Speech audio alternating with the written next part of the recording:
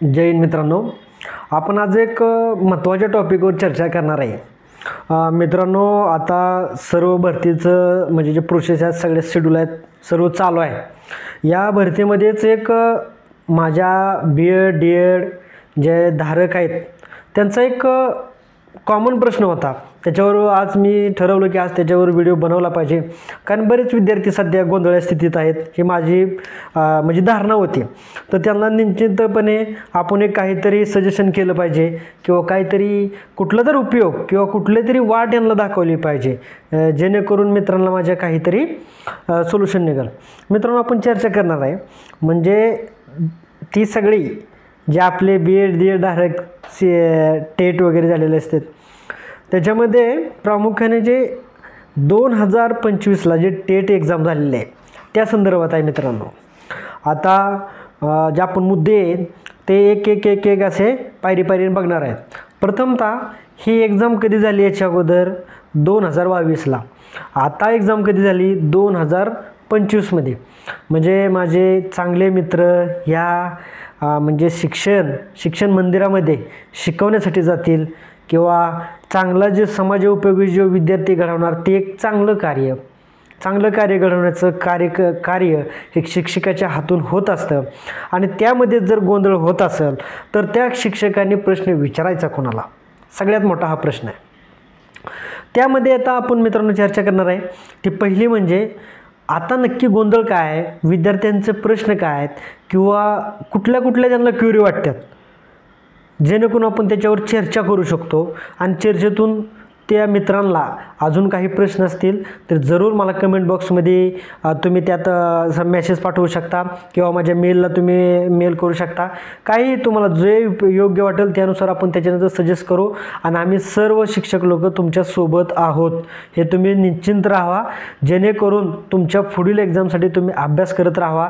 ज्यांना कमी मार्क असेल ते सुद्धा टेन्शन घेऊ नका मित्रांनो. ते कसं का घेऊ नका हे सविस्तर सांगणार आहे.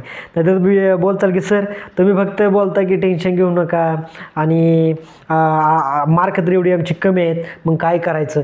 मित्रा, ध्यानात ठेव, प्रत्येक गोष्ट ही टप्प्याटप्प्याने होत असते. ज्यामध्ये तुम्हाला तू कास्टमध्ये आहेस, ओपनमध्ये आहेस किंवा अपंगमध्ये येतोस किंवा ऑर्फनमध्ये येतो, ह्या वेगवेगळ्या कॅटेगरीनुसार त्या गोष्टी ह्या ठरवल्या जाते. ती तुझ्या हातात गोष्टी नसतात. ही सगळ्यात मोठी गोष्ट. आपण चर्चेला जास्त न लांबवता जो मेन मुद्दा आहे आपला तिकडे आपण वळूया. तर मित्रांनो, पहिल्यांदा टेट 2025मध्ये गोंधळ झाला असा विद्यार्थ्यांसहित आमचंही त्या गोष्टीला म्हणजे आहे की बाबा गोंधळ झाला असं आम्हालाही वाटतंय. त्याला का असा दुजरा भेटतोय, 2022 आणि 2025 ह्या दोन टेट जर बघितला, त्यांच्यामध्ये जर डिफरन्स बघितला, कम्पेअर केलं दोघांसमोर, तर थोडा आपल्याला फरक दिसतो मित्रांनो.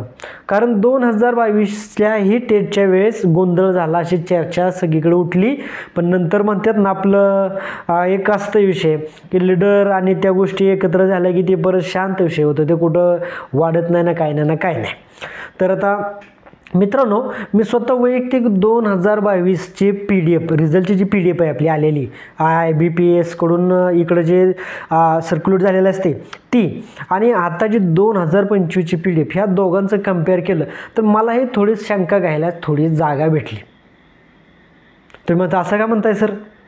तर बरोबर आहे, मी जे त्याच्यामध्ये जे निरीक्षण केलं, माझ्या निरीक्षणानुसार 2022मध्ये त्यांनी व्यवस्थित सिरियल नंबर, कॅन्डिडेटचं नाव, त्याची जन्मतारीख, त्याला प्रत्येक म्हणजे 2 पेपरमध्ये जे सेपरेट किती मार्क पडलेत आणि टोटल मार्क किती आहेत असा त्यांचा रिझल्ट लावला.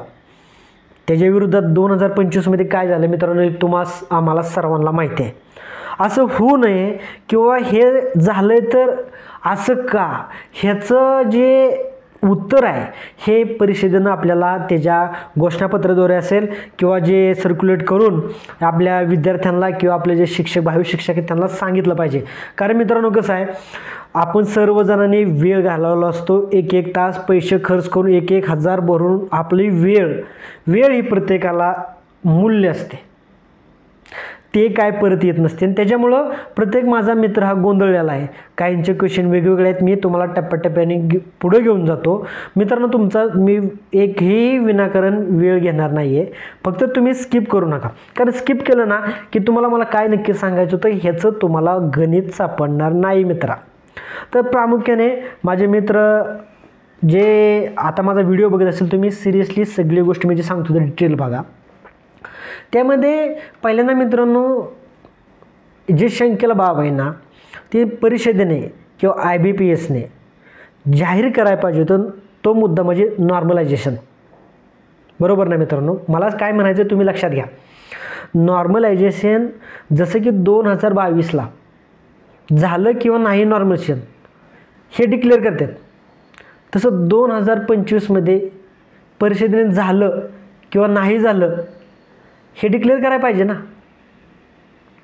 आम्हाला शंका कुठली आहे परिषदेला किंवा माझ्या विद्यार्थ्याच्या वतीने आमची शंका काय आहे की ज्या गोष्टी झालेल्या आहेत किंवा नाही होणार नाहीत त्याचं तुम्ही परिपत्रकाद्वारे डिक्लेअर करा ना की या बाबीनुसार हा रिझल्ट जाहीर केलेला आहे किंवा या बाबी त्याच्यामध्ये समाविष्ट करण्यात आलेल्या नाहीत. जर असं केलं असतं तर विद्यार्थ्यांना शंका घ्यायला जागा राहिली नसती आणि निशंकपणे विद्यार्थ्यांनी या गोष्टीला विरोध न करता ॲक्सेप्ट केला असता. ही झाली पहिली बाजू, बरोबर का. त्याच्यानंतर दुसरा टप्पा येतो मित्रांनो, तो सगळ्यात महत्त्वाचा. म्हणजे माझ्या एका मित्राने कॉल केला त्याच्यामुळे तुम्हाला सांगतो की मार्कचा मुद्दा. आता मार्क्सचा मुद्दा बघितलं तर मी ॲनालिसिस केल्यानुसार मित्रांनो की काही माझ्या मित्रांचं असं म्हणणं आहे की सर आम्हाला 0 मार्क पडलेत, असं कसं होऊ शकतं. का त्यांचंही चूक नाही. त्यांचं म्हणणं असं आहे की आम्ही 2022लाही टेट एक्झाम दिली, फक्त आम्ही स्कोरच्या जो मेरिट लागले त्यापेक्षा आम्हाला कमी मार्क असल्यामुळं आम्ही त्या रिझल्टमधून बाहेर पडलो. मग त्या धर्तीवरती असं बोलतात की आम्हाला मग 2025च्या एक्झाममध्ये 0 मार्क कसे काय येऊ शकतात. तर मित्रांनो या गोष्टीला बी मी पूर्णपणे म्हणजे दुजोरा देणार नाही. असं का म्हणतो मी, तर काही विद्यार्थी असे आहेत की ज्यांना पाठ्यमिकच्या वेळेस कमी स्कोर आहे, फार कमी स्कोर आहे, ज्याची गणना करता येत नाही, आणि या एक्झाममध्ये भरपूर स्कोर आहे, म्हणजे चांगला स्कोर आहे म्हणायचं मला. तर असं आपण डायरेक्टली नाही म्हणू शकत ना मित्रा की त्यानं फ्रॉड केला असेल किंवा त्यानं कुठला बाह्य स्रोताद्वारे त्याची मदत मिळून त्याचा स्कोर वाढवला असेल. काही माझे मित्र अभ्यास करत असतील, पण ज्यांनी फ्रॉड केला आहे त्यांना खरोखर शिक्षा झाली पाहिजे. त्यांची खरोखरच माहिती ही परिषदेपर्यंत गेली पाहिजे आणि आपल्या जे अन्याय ज्याच्यावर होतोय त्या मित्रावर अन्याय नाही झाला पाहिजे. ही माझी वैयक्तिक भूमिका आहे मित्रांनो. आता त्यामध्ये तुम्ही विचार करसाल की माझे मित्र असे आहेत की BEd DEd झाल्यानंतर छोट्या मोठ्या क्लासेसमध्ये किंवा स्वतःचं एक छोटं कुटुंब सांभाळत ते टेट एक्झामच्या स्कोर किंवा अभ्यास करत आता मी होईल ह्या आशेने त्यांनी एक्झाम दिली होती. आता त्या मित्राच्या बाबतीत जर दिवस रात्र करून त्याने अभ्यास, रक्ताचं पाणी करून त्याने अभ्यास केला असेल मित्रा, आणि त्याला जर 0 येत असेल, त्याची मेंटॅलिटी काय होत असेल आपण थोडा विचार केला पाहिजे. माझं एक शोज्वल परिषदेला म्हणणं आहे की आयुक्त साहेब किंवा त्याचे जे कमिशनर वगैरे असतील त्यांनी आमचं तुमच्यावर ऑब्जेक्शन वगैरे असं म्हणत नाही मी, पण क्लिअर करा, तुमच्याकडून क्लिअर करा की रिझल्टच्या बाबतीत जो तुम्ही राखून रिझल्ट ठेवल्यात त्यांना काय क्रायटेरिया असेल किंवा आता जो रिझल्ट लागलेला आहे त्यांच्या बाबतीत काय क्रायटेरियानुसार रिझल्ट लावला त्याचं डिक्लेरेशन पाहिजे. बरोबर ना. कारण माझे मित्रवर्ग हे तुमच्या एका घोषणापत्राने किंवा तुम्ही सांगितलेल्या एका म्हणजे परिपत्रकामुळे समाधान होऊ शकते त्यांना, किंवा त्यांच्या शंकेला जी कुठंतरी जागा भेटते ती जागा बनू शकते ना. साधी गोष्ट आहे. माझ्या मित्रांनो, तुम्ही जिथून बी व्हिडिओ बघत असाल, मी तुम्हाला नम्र विनंती करतो, आपल्या जे परिषद आहे, एक्झाम घेणारी परिषद आहे पुणे परिषदेमध्ये, तुम्हाला जे प्रूफ तुमच्याकडे असतील ना ते तुम्ही डायरेक्ट त्यांना मेल करा, जेणेकरून त्यांनाही त्या गोष्टीवर ॲक्शन घेता येईल. लक्षात ठेवा. कारण का माहीत आहे का, एकासाठी 1000 जणांना शिक्षा नाही झाली पाहिजे. का म्हणजे मी असं का म्हणतो, हजार जर पात्र असतील शिक्षा तर त्यांना होऊ द्या, पण एका गुन्हेगारासाठी 10 जण चांगलेच त्यांना नाही शिक्षा झाली पाहिजे. त्याच्यासाठी काय पाहिजे आपल्याकडे, एव्हिडन्स. मित्रांनो, एव्हिडन्स पाहिजे. तो एव्हिडन्स आपल्याला कलेक्ट करून सबमिट करणं, व्यवस्थित त्याला चेक करून देणं हे आपलं आता कर्तव्य आहे मित्रांनो. आम्हीही तुमच्यासोबत आहे, लक्षात ठेवा. व्हिडिओ थोडा वाढेल मित्रांनो, तुम्ही स्किप न करू नका. कारण का मी एकदम माझा महत्त्वाचा वेळ जीवाच्या आकांतापासून मी तुम्हाला ते सांगतोय, जीव तोडून सांगतोय, साध्या भाषेत सांगायचं म्हणजे आपल्या. तर माझ्या मित्रांनो, आता मी ज्यावेळेस बघितला रिझल्ट त्यावेळी मी डायरेक्टली प्रतिक्रिया का दिली नाही, तर माझी एक हॅबिट आहे. पहिली गोष्ट चेक करा, ॲनालिसिस करा आणि मग आपलं मत मांडा. ह्या भूमिकेचा मी शिक्षक आहे, बरोबर का. मग आता लक्षात ठेवा माझ्या मित्रांनो, आता त्याच्यानंतरचा मुद्दा येतोय मला. तर आपला जो मुद्दा होता झिरोचा, तुम्हाला क्लिअर कळला की झिरो असले मार्क म्हणून गोंधळ झाला असं आपण म्हणू शकत नाही आहे. लक्षात आलं का मित्रांनो. आता त्याच्या पुढचा मुद्दा येतो पेपर झाल्यानंतर आपल्याला काय दिलं पाहिजे. आता माझे बरेच मित्र असे आहेत, लोकसेवा आयोगाची एक्झाम देतात. माझे बरेच मित्र आहेत ते बँकिंगची एक्झाम देतात. बँकिंगचे म्हणल्यानंतर त्याच्यामध्ये बऱ्यापैकी IBPS घेतं, पण ज्या बाकीच्या ज्या रिक्रुटमेंट आहेत त्याचं सांगतो मी, त्या संदर्भात सांगतो मी. आणि इथं जर बघितलं तुम्ही मित्रांनो, तर एक्झाम झाल्यानंतर पोरानं एक्झाम दिली, पोरगं बाहेर जाण्या अगोदर त्याच्याकडे त्याची रिस्पॉन्स शीट असते. ही त्या व्यवस्थापनाची त्या परिषदेची गरज असते की या विद्यार्थ्यांनी आम्हाला पैसे दिलेत, पैसे मोपलेत, त्या बदल्यात त्याला त्याचा आरसा, रिस्पॉन्स शीट त्याला आपण म्हणतो, ते रिस्पॉन्स शीट दिली पाहिजे. हे काम आहे. बरं, आता याच्यावर जर तुम्ही हे बी मी शंका घेतली, पण याच्यावरचा इतिहास जर बघितला आपण मित्रांनो, तर मला असं दिसतंय की IBPS रिस्पॉन्स शीट देतच नाही ना मित्रांनो. त्यांचं ते प्रश्न बाहेर देतच नाही. हा पहिला मुद्दा आहे. आणि दुसरा राहिला मुद्दा हा, तर तुम्ही ऑब्जेक्शन तुम्ही आता तुम्ही काय करू शकता, तुम्हाला जे म्हणजे डाऊटले वाटतात का नाही इथं असा प्रॉब्लेम झाला आहे, तर तुम्ही त्याचं प्रूफसहित सादरीकरण करा. त्याच्या काही तुमच्याकडे व्हिडिओ असतील, तुमच्याकडे ॲडिओ असतील, तुमच्याकडे चित्रण असतील, तर तुम्ही सादर करा ना. हा एक मुद्दा आहे माझा, बरोबर का. कारण आम्ही सर्वजण तुमच्यासोबत आहेत, तुम्ही एकटे नाही मित्रांनो, निश्चिंत राहा. कारण का अशा युगात, अशा काळातनं आम्ही सुद्धा बघत असतो. आणि विद्यार्थ्यासोबत राहणं हे एका गुरुचं, हे एका शिक्षकाचं काम आहे. आणि आम्ही सदैव तुमच्यासोबत आहे. व्हिडिओ बनवतो इतक्या वेळाचं माझं काम असतं की विद्यार्थ्यापर्यंत एकदम प्रॉपर गायडन्स झाला पाहिजे. भलेही व्हिडिओ लेंथ झाली तरी चालेल, भलेही व्हिडिओ कमी कालावधीचे असले चालेल, पण प्रॉपर ज्ञान विद्यार्थ्यापर्यंत प्रॉपर ज्ञान गेलं पाहिजे. ह्या माझा पहिला प्रायोरिटी असते त्या गोष्टीला. तर मित्रांनो, हे तुम्हाला या शंकामध्ये बघितल्यानंतर माझे मित्र बरेच गोंधळामध्ये आहेत. कोण मॅसेज करतात, कोण मेल करतात, कॉल करतात. मित्रांनो, सगळ्यांना तुम्हाला म्हणजे प्रतिसाद देणं जमत नाही, कारण माझं शेड्यूल बिझी असतं. त्यातूनही मला जितका तुम्हाला रिस्पॉन्स देता येतो ते तर देत असतो. तुमच्या मी कमेंट्स वगैरे तुम्हाला मी प्रत्येक व्हिडिओमध्ये सांगत असतो की कमेंट नक्की करत जावा.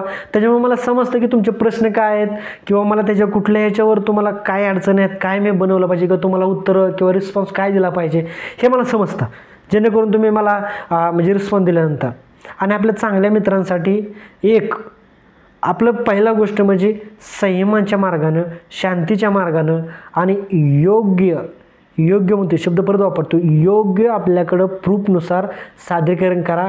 नक्की शुअरली सांगतो मित्रांनो, नक्की याच्यावर त्यांना पर्याय काढावाच लागेल. माझ्या मित्रांना काय मित्र गावाकडे अशा त्याचे घरच्या म्हणजे जे कोण रिलेटिव्ह असतील वाट बघतात हो. आणि तुम्ही जर असं मुलांच्या भावनांचे खेचाल, आज उद्याचं भविष्य युवक आहेत, आज युवकांच्या बाबतीत हे झालं तर त्यांच्या मनावर काय होत असेल परिणाम. आपण त्यांच्या रागाला किंवा त्यांच्या भावनेला आपण हे केलं नाही तर काय करू शकतो आपण मित्रांनो. तुम्ही निश्चित राहा. हा शिक्षक म्हणून माझे सर्व टीम असेल, माझे सर्व सहकारी या बी यूट्यूबरवरती असतील किंवा जे क्लासेस असतील ते तुमच्यासोबत असणार आहेत मित्रांनो. कारण कुठल्याही शिक्षकाला असं कधीच वाटत नाही की माझ्या विद्यार्थ्याचं, माझ्या मित्राचं, माझ्या सहकार्याचं त्याचं वाईट व्हावं किंवा त्याला कुठल्या तरी अडचणी, कधीच वाटत नाही. तुम्ही याच्यामुळे तुम्ही पुढं लढत राहा आणि टेट 2025मध्ये तुम्ही नक्की सिलेक्ट होणार. आजही सांगतो मी तुम्हाला, कालही सांगितलं होतं, तुम्ही नक्की सिलेक्ट होणार. फक्त तुमच्याकडे जे एव्हिडन्स आहेत ते मात्र काळजीपूर्वक सबमिट करा. ते आपलं काम आहे आणि त्याच्यावर प्रतिसाद देणं हे परिषदेचं काम आहे. ते त्यांच्या नंतरचा भाग आहे. आपण त्याच्यावर आपलं लक्ष आहेच की काय काय टप्प्यानं काय काय सादरीकरण चालू आहे, काय वेबसाईट मी चेक करतच असतो आणि वेळोवेळी तुमच्यासोबत आहे मित्रांनो. आणि जरी तुम्हाला कुठली शंका असेल तुम्ही बिनधास्त मला कॉल मेसेज करू शकता. धन्यवाद.